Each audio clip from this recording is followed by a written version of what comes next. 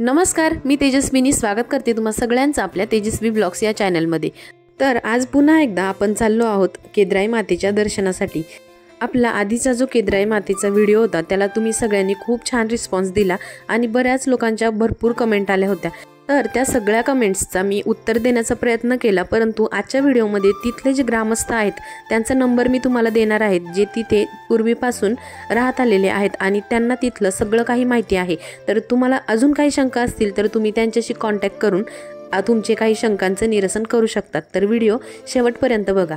केद्राई देवीला जात असताना सुरुवातीला हा एक टर्न येतो, तो मेन टर्न आहे, पण आपल्याला हा टर्न न घेता पुढचा जो लेफ्ट टर्न आहे तो घ्यायचा आहे, कारण बऱ्याच वेळा जाऊन सुद्धा आम्ही इथे कन्फ्यूज झालो होतो आणि म्हणूनच मी हे थोडंसं शूटमध्ये घेतलं, जेणेकरून तुम्हाला जाताना कुठलीही अडचण यायला नको।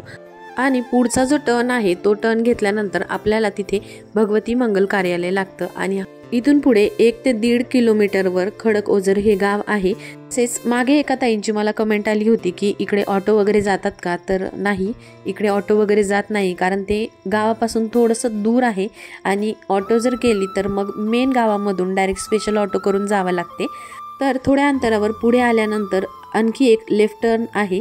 तर हे सगळं मी तुम्हाला का दाखवत आहे, गुगलवर जरी तुम्ही केद्राई माता टेम्पल असं टाकलं तरी सुद्धा तुम्हाला व्यवस्थित लोकेशन कळून जाईल। पण बऱ्याचदा काय होतं ना, गुगल जेव्हा आपण थोडासाही रस्ता चुकतो तर जिकडनं आपण चुकलो आहे तिकडनं तो रस्ता काढायला सुरुवात करतं आणि त्याचमुळे आपल्याला बराच वेळा गोंधळ होऊन जातो।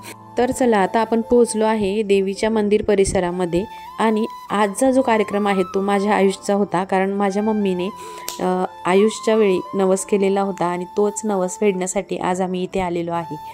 तो 7 वर्षाचा होऊन गेलेला आहे। तसं तर नवस पूर्ण करण्यासाठी भरपूर उशीर होऊन गेलेला आहे, कारण आयुष जेव्हा 1 वर्षाचा होता त्यावेळेस मी त्याला दर्शनासाठी आणलं होतं आणि तो इतका रडला होता, प्रचंड रडला होता। अक्षरशः पूर्ण मंदिरातले लोक आम्हाला मदत करत होते किंवा येऊन बघून जात होते। म्हणूनच मग ठरवलं की थोडंसं समजदार झाल्यानंतरच करूयात, कारण इथे तुम्ही बघितलं मंदिर थोडंसं आउटसाईडला आहे, त्यामुळे फारशा सुविधा इथे उपलब्ध नाही आहे। तर आता जो हा प्रोग्राम करायचा आहे तर इथे ऑलरेडी मंडप टाकलेले असतात, कारण इकडे भरपूर असे नवस दिले जातात आणि इथे जे आहे, जो आपण खंडेरावला नवस करतो तसा आम्ही इथे बुकड्याचा नवस कबूल केलेला होता। इथे व्हेज आणि नॉनव्हेज असे 2 नैवेद्य दाखवले जातात। जसं आता हा जो बोकड्याचा नैवेद्य आहे तो इथे म्हसोबा महाराजांचं सुद्धा स्थान आहे तिथे दाखवला जातो आणि देवीला पुरणाचा नैवेद्य दाखवला जातो। तर पुरणाचा जो काही नैवेद्य आहे तो आम्ही घरूनच बनवून आणलेला होता, म्हणजे जसं पुरणाचे 21 नैवेद्य करून त्यावर मेथीची भाजी असा जो काही नैवेद्य आहे तो देवीला दिला जातो। तर आम्ही या कार्यक्रमाला जेवणासाठी आचारी लावलेला होता आणि तोच व्हेज आणि नॉनव्हेज असे दोन्ही आयटम बनवणार होता। तर त्यासाठी जे काही सामान लागणार होतं त्याची पूर्ण लिस्ट आम्ही त्यांच्याकडून घेतलेली होती आणि ते सगळं सामान जे तुम्ही सुरुवातीला ट्रक बघितलं त्यामध्ये आणलं आणि काही पाहुणे मंडळीसुद्धा त्या ट्रकमध्ये होते। आता चैत्र महिना सुरू झालेला आहे आणि चैत्र महिन्याच्या पहिल्याच मंगळवारी हा प्रोग्रामचे आम्ही आयोजन केलेले होते आणि त्याचमुळे इथे आजूबाजूला अजून 3-4 प्रोग्राम चालू होते।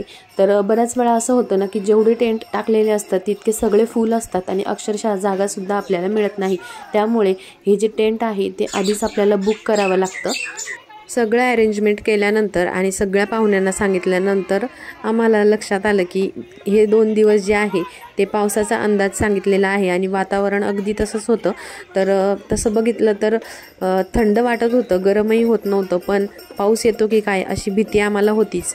पण देवीच्या कृपेने तसं काहीही झालं नाही आणि कार्यक्रम अगदी व्यवस्थित असा पार पडला। उन्हाळ्याच्या सुट्ट्यांमध्ये म्हणजे मेमध्ये कार्यक्रम करायचा होता, पण तेव्हा खूप जास्त ऊन असतं, म्हणूनच आता आम्ही ठरवलं हे आणि नेमकी ह्या वातावरणामध्ये एकदम छान कार्यक्रम पण झाला आणि ऊनही लागलं नाही, त्याचमुळे मुलांनी अजिबात असा त्रास दिला नाही आणि सगळा प्रोग्राम त्यांनी खूप छान एन्जॉय केला। तर चला, आता पुढची जी काही पूजा आहे ती आपण करून घेऊ।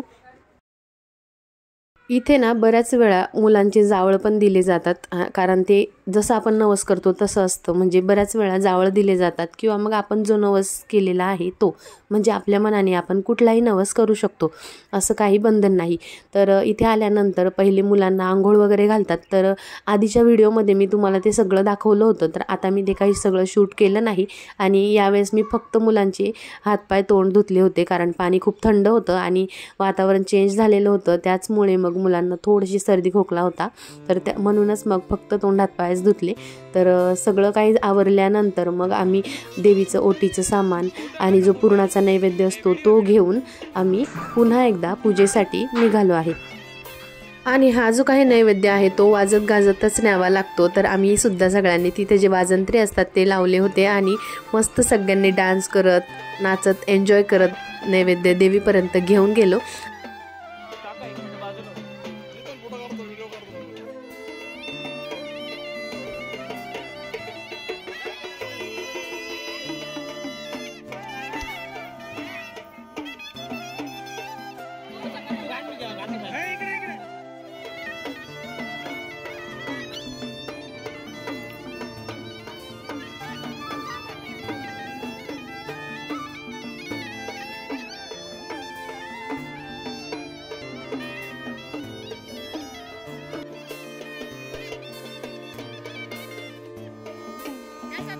आमच्या इकडे असं असतं ना की कुठलाही प्रोग्राम असो, हळद असो किंवा मग असं काही जावळ असो किंवा कुठला नवस असो, तर आपण जेव्हा प्रोग्रामला जातो तर त्यावेळेस सगळ्यांना इथे मानपान दिला जातो।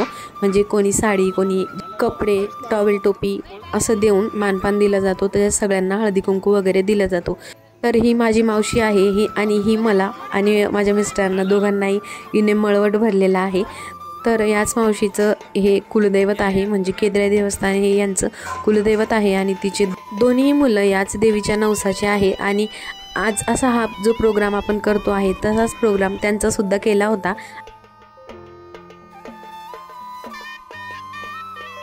तसंच बघा, मला आणखी एक कमेंट आली होती की 5 अमावस्या आणि पौर्णिमा असं 5 केल्या तर चालतात का?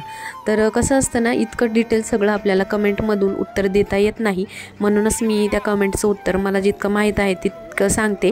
तर बघा, तुम्ही जर अमावस्येला जाणार असाल तर 5 अमावस्याच करा आणि जर पौर्णिमेला जाणार असाल तर 5 पौर्णिमाच करा। किंवा एकदा जरी तुम्ही या देवीच्या देवस्थानाला भेट दिली तर तुमचे सगळे प्रश्न तिथे सुटून जातील। म्हणजे तिथे ज्या पुजारी असतात त्यांना तुम्ही प्रत्यक्ष भेटून त्या आपण कुठल्या प्रकारे काही सेवा करू शकतो किंवा काय करू शकतो याबद्दल तुम्ही त्यांना विचारू शकता।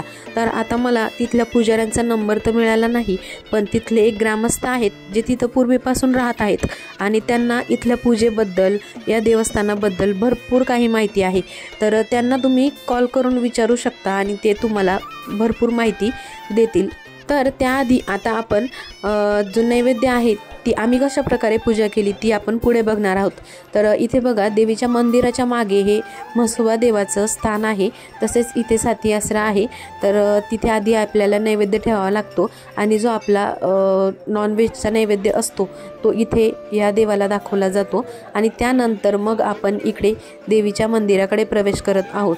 तर इथे बघा, ओटीचं सामान घेतलेलं आहे, नैवेद्याचं ताट घेतलेलं आहे आणि मुलांना घेऊन आम्ही गाभाऱ्यामध्ये प्रवेश केला।